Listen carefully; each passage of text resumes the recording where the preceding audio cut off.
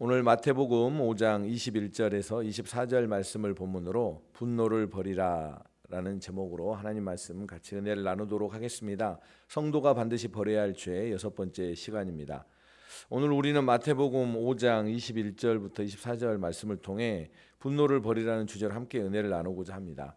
예수님께서는 이 말씀을 통해 단순히 살인만을 금하시는 것이 아니라 그보다 더 근원적인 문제인 분노에 대해 강력하게 경고하고 계십니다. 우리는 이 말씀을 통해 분노가 얼마나 위험한 것인지 깨닫고 분노를 이겨내고 평화롭고 또 천국에 합당한 삶을 살아가기 위해 어떻게 해야 하는지 함께 생각해보는 시간을 갖도록 하겠습니다. 우리가 짜증이나 신경질이 난다고 벌컥 화를 내버렸을 때 그런 자신의 모습에 당황하는 사람은 그렇게 많지 않습니다. 특히 천성적으로 화를 잘 내는 사람은 더욱 그러한 성향을 보이죠. 예를 들어 말을 듣지 않는 자녀들 때문에 짜증이 났을 때 그런 때에 소리를 지르는 것을 당연하게 생각하는 경향이 있습니다. 그러나 이런 사고방식은 하나님의 기준을 따르지 않은 잘못된 것입니다. 하나님의 기준은 우리의 기준과 다르며 그분의 기준만이 정당합니다. 우리는 그분의 기준에 따라 심판을 받게 될 것이기 때문입니다. 예수님은 우리에게 그 기준을 알려주셨습니다. 오늘 본문에서 예수님께서는 형제에게 노하는 자마다 심판을 받게 되고 형제를 향하여 라가라 하는 자는 공회에 잡혀가게 되고 미련한 놈이라 하는 자는 지옥불에 던져지게 된다라고 말씀하십니다. 이 말씀은 분노가 단순한 감정이 아니라 매우 심각한 죄이며 그 결과가 얼마나 무서운지를 보여줍니다. 우리는 종종 분노를 감정적인 문제로만 생각하고 가볍게 여기지만 성경은 분노를 영적인 문제로 보며 심각하게 다루고 있습니다. 예수님은 분노하는 자를 살인한 자와 동일하게 보십니다. 분노는 사람을 죽일 수 있습니다. 이것은 우리가 잘 아는 사실이죠. 화를 잘 내는 사람 아래서 오랜 세월 동안 마음고생을 한 아이는 마음속에 깊은 상처를 입습니다. 심지어 성인도 그럴 수 있습니다. 이런 경우 그들은 내면에 그 무엇이 죽임당하는 것을 느낍니다. 따라서 화를 잘 내는 사람에게는 하나님의 무서운 심판이 임하게 될 것입니다. 오늘 본문에서 분명하게 예수님은 자기 이웃에게 모욕이나 분노를 퍼붓고 회개하지 않는다면 그 사람은 지옥에 떨어질 것이라고 말씀하고 있습니다. 온유한 사람은 그분께 속하지만 분노하는 자는 마귀와 그의 어둠의 나라에 속한다고 분명히 말씀하셨습니다. 그러므로 어떤 대가를 치르더라도 우리는 화를 벌컥 내는 이런 격한 행위에서 벗어나야 합니다.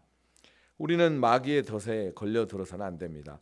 우리는 그의 속임수를 알고 있습니다. 마귀는 예수님이 성전에서 돈 바꾸는 자들을 쫓아내실 때 소리를 지르셨듯이 너희들도 사람들에게 소리를 지르기도 해야 된다라고 우리에게 속삭입니다. 그러나 이런 속삭임이 들릴 때마다 우리는 마귀야 물러가라 라고 또 더 이상 주님을 모욕하지 말라고 응수해야 합니다. 예수님은 우리처럼 죄인이 아니시며 하나님의 거룩한 분이신 그분은 사랑의 영으로 충만하신 분입니다. 그분이 성전에서 돈을 바꾸는 자들을 쫓아내신 것은 거룩한 성전이 죄로 말미암아 모독당하는 것을 붕괴하여 사랑으로 행하신 것이었습니다. 그분은 우리를 후원하기 위해 화를 내신 것입니다. 그 분노는 사랑에서 나왔습니다. 하지만 우리의 마음은 강도의 소굴과 같습니다. 우리는 자신의 마음이 어떤 상태인지를 잘 알아야 합니다. 마태복음 15장 19절에 마음에서 나오는 것은 악한 생각과 살인과 간음과 음란과 도둑질과 거짓 증언과 비방이니라고 나와 있습니다. 성경은 악한 생각들은 우리 마음에서 나오는 것이라고 말합니다. 혹시 여러분 중에 내가 다른 사람에게 분노의 말을 던지는 것은 그를 바로잡기 위해서입니다라고 말하고 싶은 분이 혹시 계십니까? 그렇게 말한다면 그것은 거짓말이요 위선입니다. 대개 우리는 화풀이를 하기 위해서 화를 냅니다. 그것은 그 사람을 바로잡는 것이 아니라 그에게 독이 든 음료를 권하는 것과 같습니다. 설사 우리에게 선한 의도가 있다 할지라도 거기에는 악감정과 분노가 섞여 있습니다. 그런 분노는 상대방을 옳은 길로 인도할 수 없고 오히려 더욱 악한 길로 빠지게 만든다는 것입니다. 그렇다면 우리는 왜 분노하게 될까요? 분노는 주로 우리의 기대가 충족되지 않거나 또 우리의 자존심이 상하거나 우리의 권리가 침해받았다고 느낄 때 발생합니다. 또한 과거의 상처나 불안, 스트레스 등 이런 요인들이 분노를 유발하기도 합니다. 그러나 가장 큰 원인은 우리가 바로 교만하기 때문입니다. 예수님이 내 마음의 주인으로 계시지 않기 때문에 그렇다는 것이죠.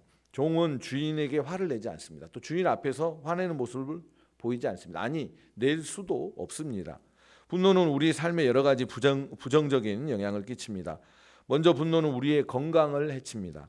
고혈압, 심장병, 소화불량 등 다양한 질병의 원인이 분노라는 연구 결과가 있습니다. 또한 분노는 우리의 대인 관계를 파괴하고 가정과 직장에 불화를 가져옵니다. 무엇보다 분노는 우리의 영적인 성장을 방해하고 하나님과의 관계를 단절시키는 심각한 결과를 초래하게 됩니다.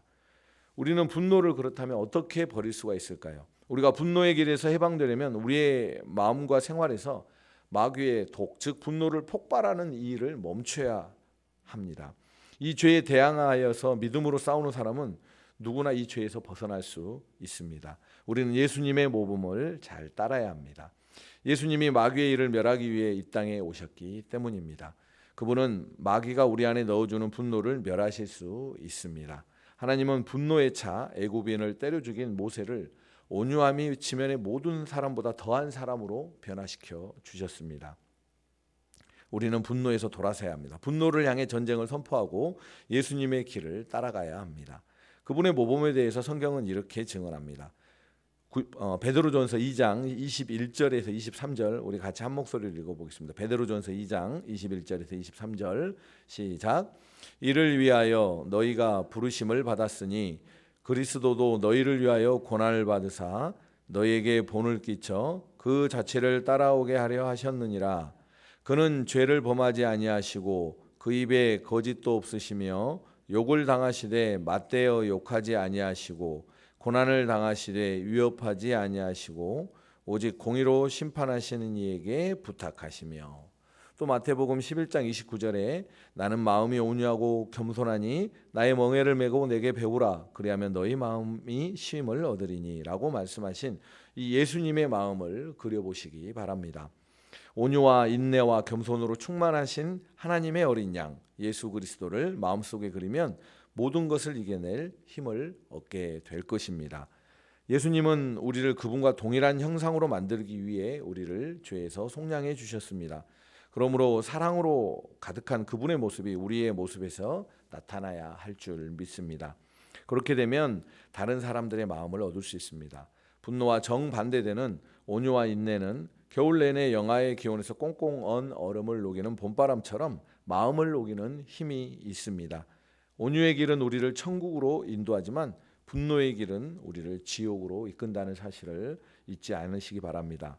우리의 선택은 어떤 것이 할까요? 더 말할 것도 없이 당연히 온유의 길을 선택해야 할 것입니다. 구원의 창시자이신 예수 그리스도께서 앞서서 우리를 이끌어가고 계십니다. 우리가 어린 양의 길을 가기 원한다면 그분의 발자국을 따라가기만 하면 됩니다.